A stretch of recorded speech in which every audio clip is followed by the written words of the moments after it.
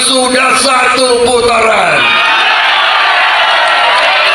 Partai Demokrasi Indonesia Perjuangan tidak terima atas keputusan MK Pilpres tahun 2024. Dan Partai Demokrasi Indonesia Perjuangan siap gugat ke pengadilan tata usaha negara.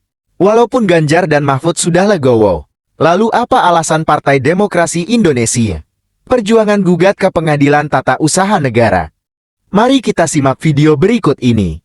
Tapi sebelum lanjut kita flashback terkait jabatan Presiden Megawati sejak dimulai pemilu tahun 2004. Setelah Presiden Abdurrahman Wahid dijatuhkan oleh MPR dalam sidang istimewa tahun 2001, Megawati Soekarno Putri akhirnya menggapai kursi Presiden Republik Indonesia. Naiknya Megawati menjadi orang nomor satu di Republik ini menimbulkan banyak harapan, terutama bagi para pendukung setianya. Megawati Soekarno Putri salah satu Presiden Republik Indonesia pasca reformasi yang dipilih oleh MPR.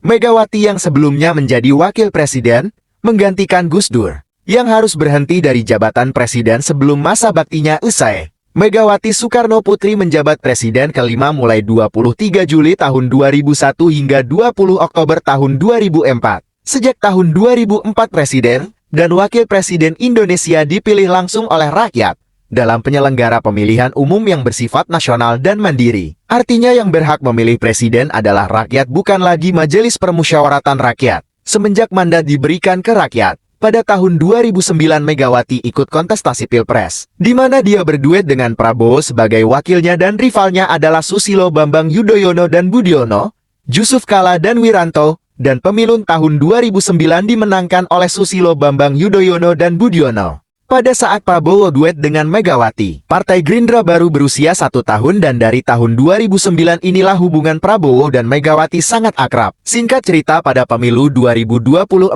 Prabowo mencalon diri jadi Presiden Republik Indonesia dan rivalnya adalah Partai Demokrasi Indonesia Perjuangan. Dan rakyat Indonesia memberikan mandat kepada Prabowo dan Gibran jadi Presiden. Dan rivalnya adalah Partai Demokrasi Indonesia Perjuangan. Dan rakyat Indonesia memberikan mandat kepada Prabowo dan Gibran jadi presiden. Tapi Partai Demokrasi Indonesia Perjuangan dan Partai Koalisi tidak terima dan digugat ke Mahkamah Konstitusi dengan tuduhan curang. Dengan menghormati keputusan MK dan akan terus berjuang di dalam menjaga konstitusi, memperjuangkan demokrasi, pelaksanaan pemilu yang demokratis, jujur dan adil, serta berjuang untuk menggunakan setiap ruang hukum termasuk melalui PPUN.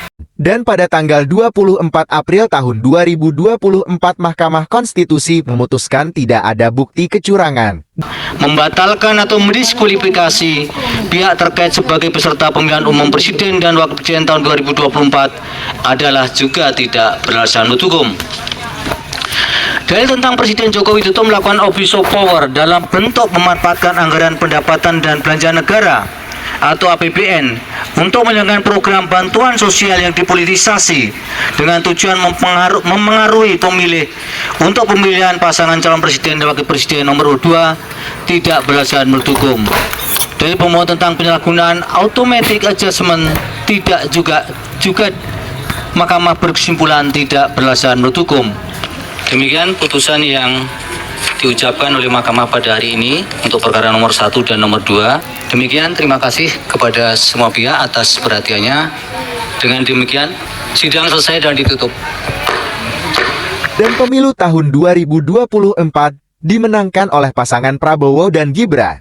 Baik ya, jadi tadi saya kumpulkan tim hukum Prabowo Gibran yang telah bekerja keras dan berhasil. Hubungan Megawati dan Prabowo mulai jaga jarak dan tidak terima Prabowo jadi presiden. Dan kenapa Partai Demokrasi Indonesia Perjuangan masih belum legowo atas kekalahan kontestasi? Megawati merasa partai besar, partai berkuasa di Indonesia, kenapa dikalahkan oleh partai yang baru berdiri? Dan untuk menghilangkan rasa malu, Partai Demokrasi Indonesia Perjuangan gugat ke pengadilan tata usaha negara untuk menambah keyakinan publik. Dan yang membuat lebih malu lagi, Megawati jadi presiden bukan dipilih langsung oleh rakyat, melainkan dengan cara menghalalkan semua cara dengan menggeserkan Gus Dur dari kursi Presiden Republik Indonesia. Dan inti dari pembahasan ini adalah Megawati tidak terima Prabowo jadi presiden bukan karena alasan curang, tapi tidak mau partai yang berkuasa dikalahkan oleh partai bocil dan bisa memenangkan Pilpres. Dan jika ada alasan lain terkait digugat ke Pilmen, tinggalkan komentar di kolom komentar, dan sampai jumpa video berikutnya.